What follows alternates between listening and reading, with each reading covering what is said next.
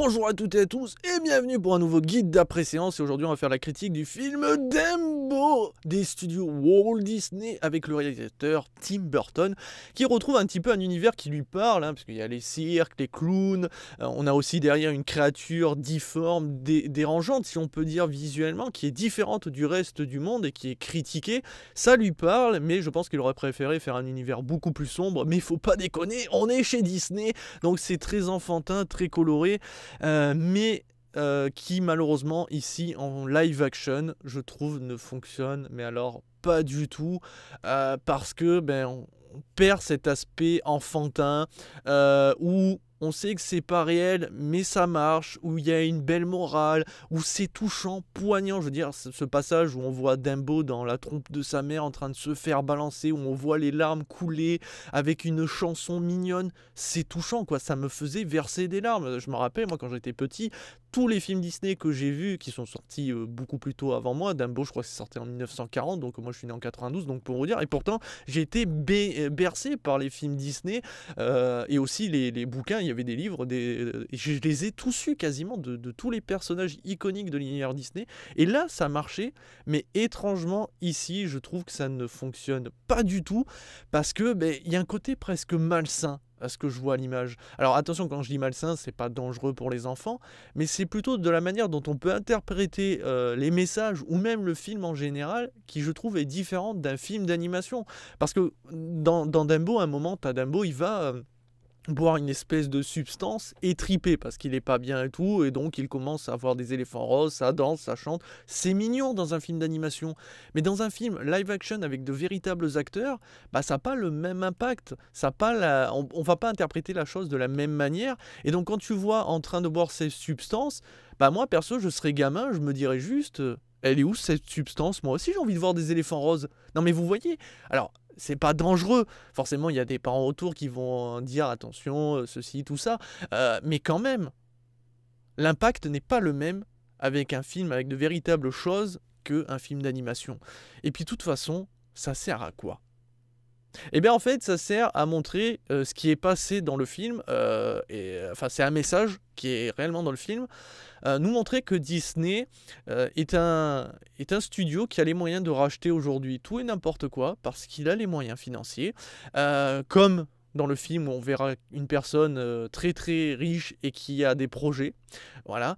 Entre autres, d'ouvrir un parc d'attractions, ce qu'a fait aussi Disney, mais surtout de nous montrer qu'aujourd'hui, pour Disney, le plus important, ce n'est pas la qualité, mais simplement la quantité, de vendre leurs produits pour gagner encore plus d'argent, pour racheter encore plus de choses, pour en produire encore plus. Et on s'en branle de la qualité. Or, aujourd'hui, Dumbo ou les autres films qui vont sortir sont supposés attirer le jeune public pour découvrir ce que c'était Disney à une certaine époque, parce que Disney n'a pas toujours été malsain, si on peut dire. Ils ont proposé quand même de très très bons films d'animation, de très belles histoires avec de magnifiques morales. Bien sûr, si dans l'aspect visuel c'était assez enfantin, les histoires étaient quand même parfois assez tristes. Je veux dire, Bambi et sa maman, le roi lion, il y a toujours quelque chose qui... Il y a un aspect adulte, mais forcément est édulcoré par l'image, par l'histoire qui va s'en suivre. Alors qu'aujourd'hui, quand on regarde Disney, on peut voir juste une machine à fric. Ils veulent faire du fric. Et le message est passé, puisque je vous rappelle que dans ce film, vous allez voir un passage comme ça, très clairement, où Disney assume pleinement être un studio qui veulent faire du fric et point barre. Et c'est triste.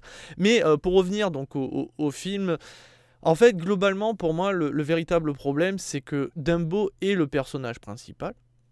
Sauf que dans le film d'animation, il est le personnage principal et il est soutenu par une petite souris qui lui parle et tout, parce que derrière, les autres éléphants le critiquent. Enfin, tout le monde se moque de lui et justement, il perd le moral, il est défaitiste, il est presque au bord du suicide, si on peut dire. Et la petite souris, entre autres, va l'aider à voir au-delà de son aspect physique et de s'en servir comme une arme. En gros, c'est un peu la morale. C'est pas parce que tu as le physique un peu différent des autres et tout que tu ne peux pas réussir dans la vie. Au contraire, si tu as un rêve, il faut foncer. Tu peux réussir. Et en gros, c'est ce que va faire Dumbo au moment où il va s'envoler. Alors que là, dans ce film, il va être aidé entre autres par deux gamins. Alors l'avantage de 2 enfants, une petite fille et un petit garçon, c'est que n'importe quel enfant va pouvoir, se mettre à leur place. Le problème ici, c'est que ça ne marche absolument pas, parce que ces 2 enfants ne servent strictement à rien. Ils n'ont aucune histoire intéressante à proposer, et donc il est très difficile de s'attacher à eux ou de s'imaginer à leur place. L'exemple tout bête, c'est que la petite fille, alors elle a une histoire, plus ou moins, parce qu'elle a un rêve, un objectif, c'est qu'elle veut quitter le cirque, si on peut dire. Voilà, elle veut pas travailler là-dedans, elle a d'autres objectifs dans la vie. Donc là, ça parle un petit peu à tout le monde. Par contre, le petit garçon, lui, c'est ferme ta gueule, t'as 3 lignes de texte, tu sers à rien. On s'en branle de lui.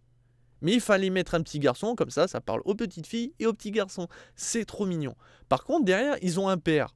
Donc là, encore une fois, on peut s'imaginer à leur place. Le souci, c'est que le père, il a perdu un bras pendant la guerre.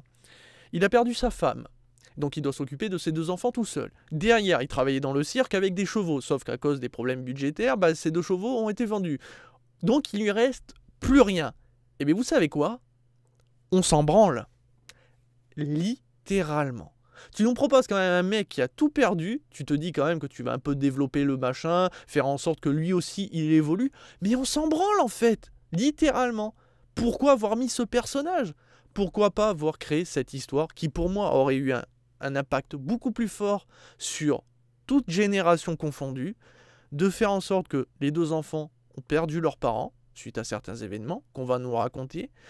Le cirque a récupéré ses enfants, les a élevés, mais malheureusement ils se retrouvent quand même dans un milieu assez différent d'eux, avec des fortes personnalités, avec des clowns, tout ça, mais qui sont dans un trip qui ne correspond pas aux enfants. Donc ils se sentent un petit peu exclus, si on peut dire, de l'univers du cirque. Et derrière, quand ils vont faire la rencontre de Dumbo, ils vont voir un éléphant qui est critiqué, qui est reclus aussi, puisque tout le monde le pointe du doigt, lui crache à la gueule, que ce soit les gens du cirque, mais aussi les autres éléphants. Voilà, pousser le vice.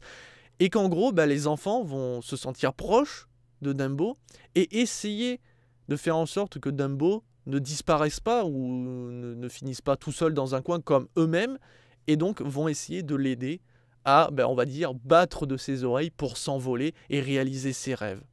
Un truc comme ça. Et vous imaginez l'impact que ça aurait eu, juste cette modification scénaristique auprès des enfants, mais aussi auprès des générations comme moi qui ont connu Dumbo au niveau du film d'animation. Même si l'histoire diffère un peu, pas tant que ça, mais elle diffère un peu, et déjà, elle est beaucoup plus poignante et impactante, parce qu'au moins les 2 enfants ont une utilité scénaristique, et en plus, on peut s'attacher à eux, mais aussi s'imaginer à leur place, parce que beaucoup d'enfants se sentent reclus un petit peu quand ils vont à l'école, se sentent différents suivant leur façon de s'habiller et tout, et quand ils croisent quelque chose d'encore plus différent qu'eux, ils s'attachent à eux, parce qu'ils savent ce que cette créature vit ou cette autre personne vit, et donc tu as envie d'être avec lui, de l'aider pour que toi-même tu évolues. Ça aurait marché. Mais là, non, on a une histoire quasi similaire à ce qu'on a vu dans le film d'animation, sauf qu'au lieu d'avoir une petite souris et tout ça, on a vraiment 2 enfants qui servent strictement à rien. Et en plus, ils ont un père, mais alors inutile as fuck. Alors peut-être que dans l'histoire originale aussi, il y avait 2 enfants, je m'en souviens clairement pas, mais je sais que la petite souris, c'était la créature qui était la plus présente pour Dumbo. Alors que là, c'est vraiment les 2 enfants. Mais ça ne fonctionne pas du tout. Et c'est pour ça que je trouve vraiment l'histoire beaucoup plus malsaine. La morale fonctionne clairement pas. Et je trouve le film inutile. Aujourd'hui, si vous avez des enfants et que vous avez envie qu'ils découvrent l'univers de Walt Disney dans ses débuts, franchement, faites-leur regarder le film d'animation, qui risque de faire verser quelques larmes, on va pas se le cacher, qui reste toujours très mignon. Vraiment, Dumbo dans le film d'animation est très très chou. Alors là aussi, il est très mignon, je vais pas cracher là-dessus, il est vraiment magnifique. D'ailleurs, les éléphants qu'on va voir, au niveau des effets spéciaux, c'est les choses les plus réussies, parce que derrière, le chapiteau, les décors extérieurs, franchement, c'est du foutage de gueule en 2019, des effets spéciaux aussi dégueulasses. Mais bon, Disney s'en branle. Ils veulent juste sortir à nouveau cette histoire parce qu'ils ont fait du fric avec, et ils savent qu'ils vont en faire du fric avec. Parce qu'ils savent que des générations comme moi ont certainement des enfants et veulent peut-être faire partager ce qu'ils ont ressenti comme émotion avec les films d'animation, donc avec Dumbo, Aladdin, Le Roi Lion et tout, et donc vont emmener leurs enfants voir ces films. Mais ne le faites pas. montrez-leur ce qui était bien à l'époque et vous allez voir que ça aura toujours le même impact sur vos enfants. Parce que là, franchement, c'est pas différent, mais franchement, je trouve qu'il y a un côté malsain qui est pour moi dérangeant et n'est pas bon à montrer à vos enfants. Ce n'est pas dangereux. Ma note sera 2 étoiles sur 5. Le film n'apporte rien, il n'est pas mauvais, c'est pas une bouse. Il sert à rien.